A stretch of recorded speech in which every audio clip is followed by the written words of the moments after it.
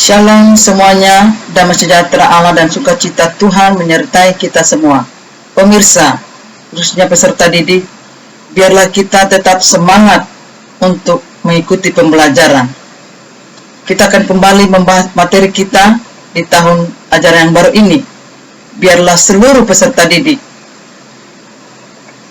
bisa mengikuti dengan baik, memahami dengan baik, supaya apa yang kita pelajari itu bisa teraplikasikan di dalam kehidupan kita sehari-hari. Saya percaya kita semua semangat dan tetap sehat. Dan satu hal saya ingatkan kepada kita semua, indahkanlah protokol supaya kita bisa terhindar dari berbagai hama penyakit. Sebelum kita melanjutkan pembelajaran kita di bab 8 ini, mari kita sama-sama mendengarkan pujian ini. Yang bisa mengikuti silakan. Mari, yuk kita perdengarkan atau ikuti.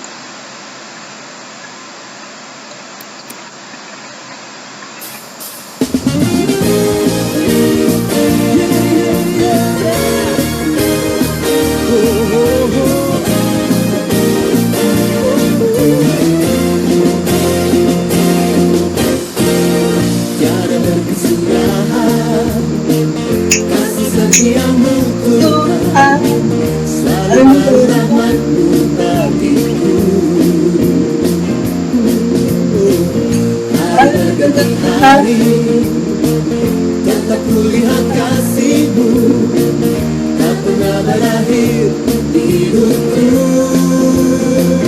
Tuhan Yesus baik, sungguh amat baik, untuk selama-lamanya. Tuhan Yesus baik, yeah, Tuhan Yesus baik, sungguh amat baik, untuk selama-lamanya. Tuhan Yesus baik.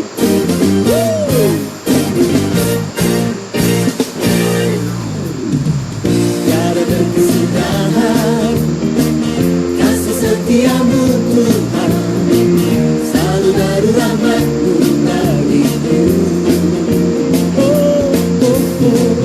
Hari berganti hari, tetap kulihat kasih-Mu, tak pernah berakhir di hidupku.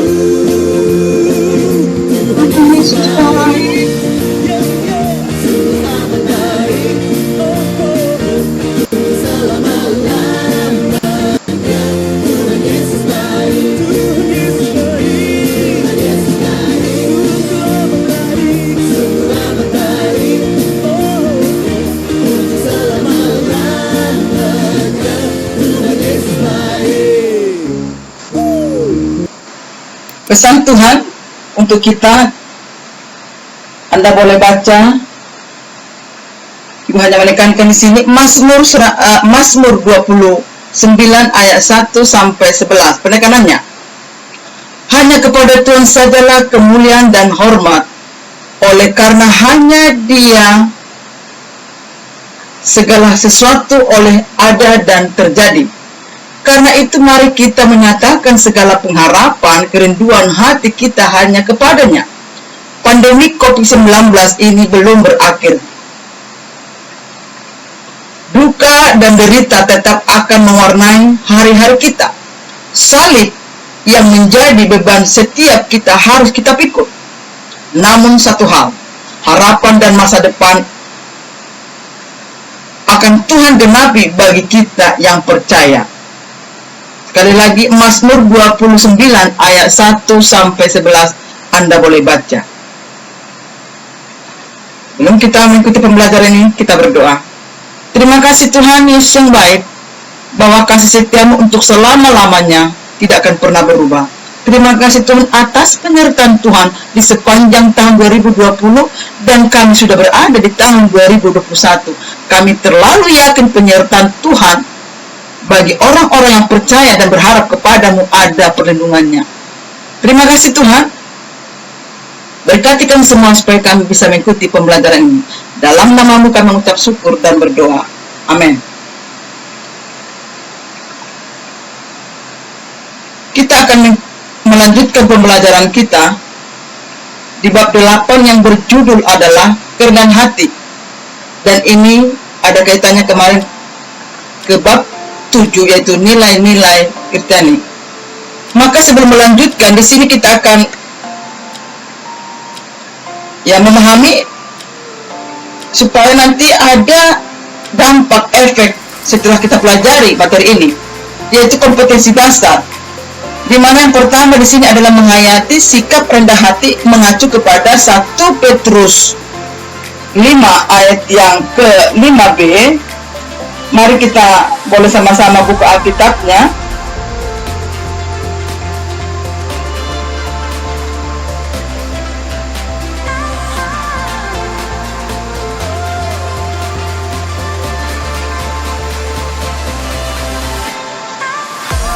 Dan di sini dikatakan, demikian jugalah kamu, hai orang-orang muda, tunduklah kepada orang-orang yang tua, dan kamu semua rendahkanlah dirimu terhadap yang lain, sebab Allah menentang orang-orang yang congkak, tetapi mengasihi orang yang rendah hati. Yang kedua di sini memiliki sikap rendah hati, tetap mengacu kepada kitab yang sama. Demikian juga mempraktekkan sikap rendah hati. Artinya kita setelah mempelajari ini mampu mengaktualisasikan pembelajaran ini, bukan sekedar pengetahuan saja, tetapi dituntut untuk mengacu kepada kehidupan kita sebagai orang yang percaya. Demikian juga indikatornya pencapaian nanti, ini. Jadi hal ini penting. Dikatakan di sini setelah kita mempelajari materi ini, mengakui kelemahan diri sendiri dan tidak meremehkan orang lain. Ini nomor 2 bisa didiskusikan dengan keluarga.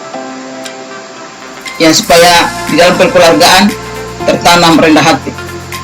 Selanjutnya juga yang ketiga, ini dipraktekkan dalam lingkungan pertama-tama, di dalam keluarga. Berdasarkan ayat-ayat ini, Anda boleh bermain peran di dalam lingkungan keluarga supaya satu sama lain makin mengisi nilai-nilai rendah hati dalam keluarga. Kita masuk kepada pengantar, bahwa rendah hati ini adalah bagian hal penting bagi kehidupan kita, khususnya remaja atau siapapun yang mendengarkan akan pembahasan ini. Sangat penting rendah hati,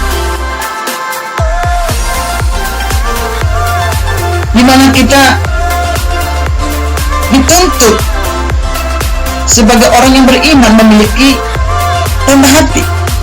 Yang mana yang pertama adalah kesadaran akan yang benar dan yang salah.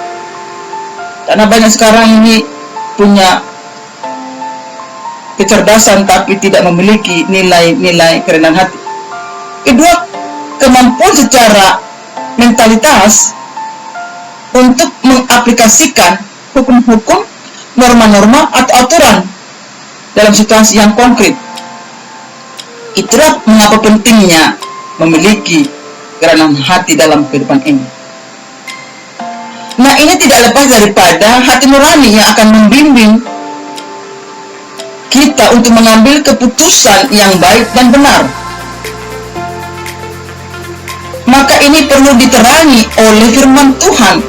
Sebagai orang percaya, ini tidak luput daripada firman Tuhan.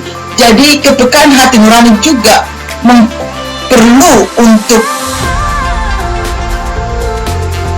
memahami kerendahan hati itu dalam kehidupan kita. Dan berdasarkan KBBI, hati nurani adalah hati yang telah mendapatkan cahaya dari Tuhan, yang mana artinya di sini adalah perasaan hati yang murni, yang tidak bisa didustai, yang sedalam-dalamnya. Maka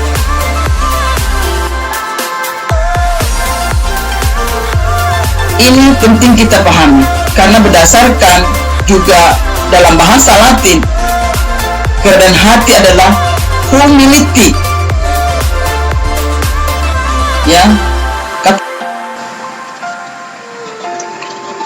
Ya, di mana tadi bahasa Latinnya adalah humus, yang acuannya juga kepada firman Tuhan Kejadian pasal 3 ayat 19. Dikatakan di sini, ingatlah bahwa kamu adalah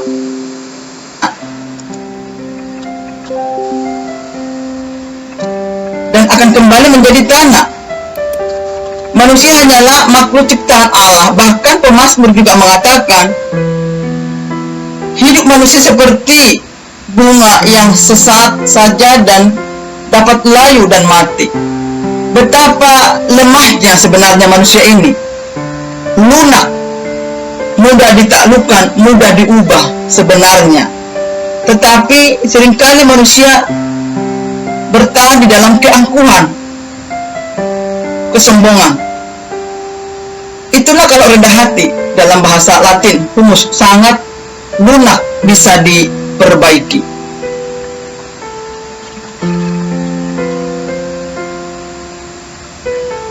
Hal ini, kerendahan hati dalam pemahaman iman Kristen adalah rasa takjub dan hormat manusia kepada pencipta atau kepada Allah.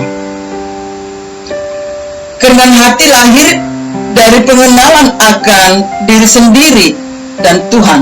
Pengenalan akan diri sendiri mengacu kepada kesadaran bahwa segala sesuatu pada kita datang dari Allah dan milik Allah. Oleh sebab itu, kesadaran akan hal ini membawa kita pada kebenaran, yaitu kita ini bukan apa-apa, ya. Memang tidak apa-apa karena tidak ada apa-apanya, karena kita pada dasarnya adalah manusia lunak yang terbentuk dari debu tanah. Allah adalah segalanya. Di mata Tuhan kita ini adalah pendosa, tetapi sangat dikasihi olehnya. Keseimbangan antara kesadaran dan akan dosa, kita akan kesadaran akan kasih Allah. Ini membawa kita kepada pemahaman akan diri kita yang sesungguhnya. Jadi jelas sekali bahwa kita ini adalah ciptaan Tuhan yang tidak memiliki apa-apa. Maka pada dasarnya manusia itu adalah lunak, mudah diperbaiki.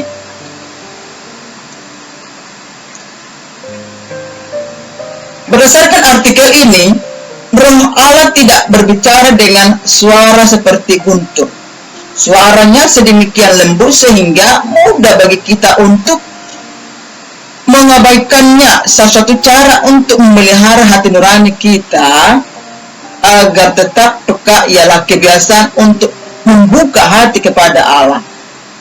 Ya. Jadi ini mengapa bisa kita memiliki rendah hati, karena kepekaan kita, ada hubungan kita dengan Tuhan dengan yang baik, sehingga kita memiliki kepekaan untuk bisa didorong oleh Roh Tuhan berlaku rendah hati. Kerendahan hati juga ini lahir dari sikap yang sepenuhnya bergantung kepada Allah. Ya, sebagai makhluk ciptaan yang berdosa dan memiliki banyak keterbatasan, manusia beriman hendaknya menggantungkan diri pada rahmat dan kasih Allah. Hal ini, kerendahan hati adalah penyerahan diri kepada Tuhan sehingga kita berusaha untuk menyenangkan hati Tuhan. Ya, jadi berusaha kita menyenangkan hati Tuhan. Kita lanjut pembahasan tentang hati nurani berdasarkan Alkitab.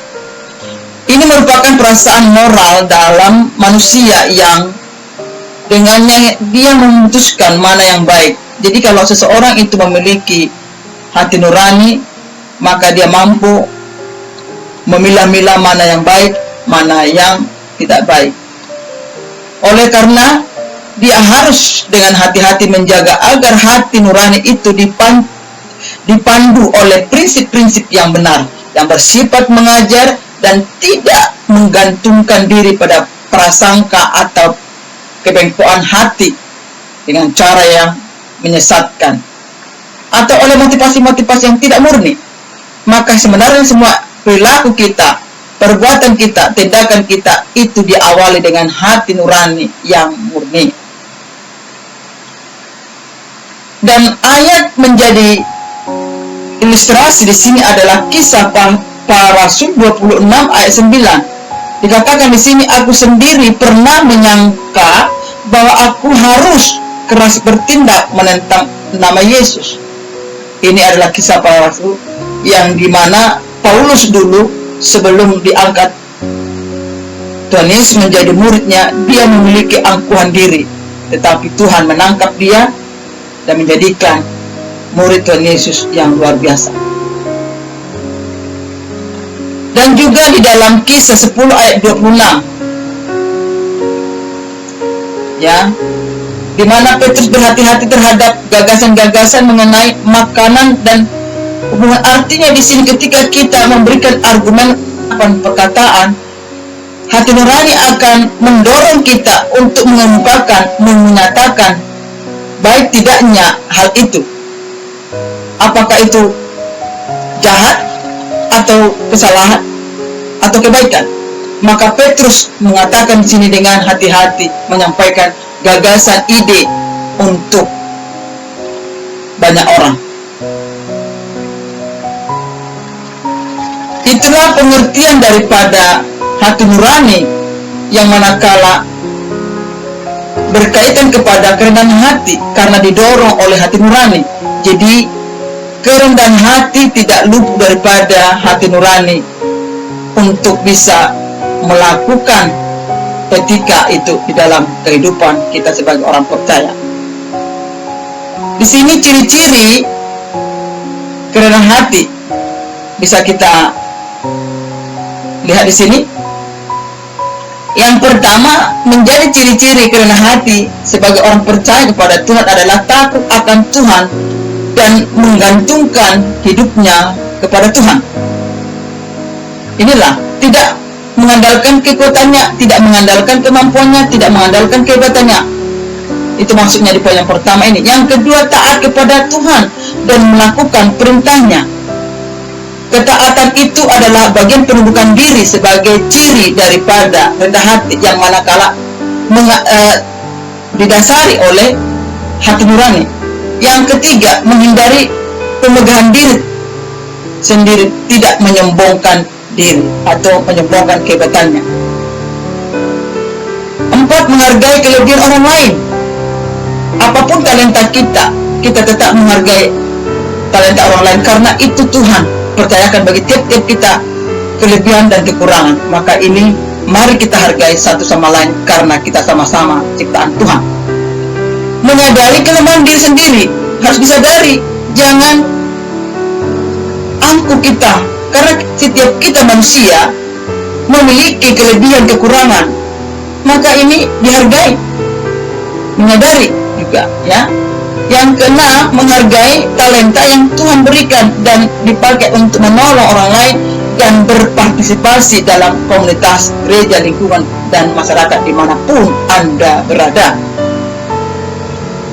Ya, jadi itu digunakan talentanya, jangan cuma martitoria pun yang positif, ya, karena memang itu sekarang yang terjadi. Kamu asik dengan martitoria. Kalau memang itu talentamu, mari kembangkan untuk memberkati banyak orang.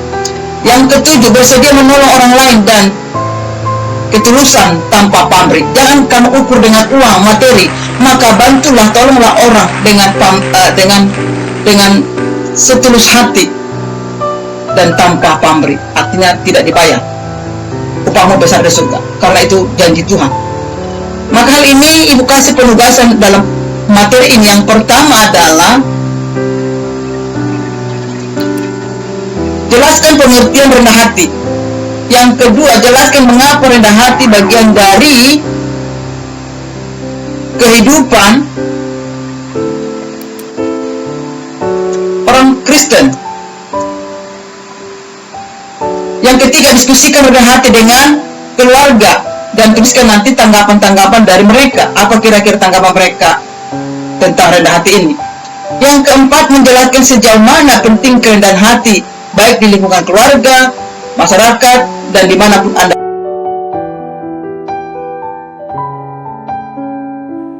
Demikianlah pemaparan akan bab 8 di pertemuan yang pertama ini. Kiranya kita diberkati dan saudara pun diberkati.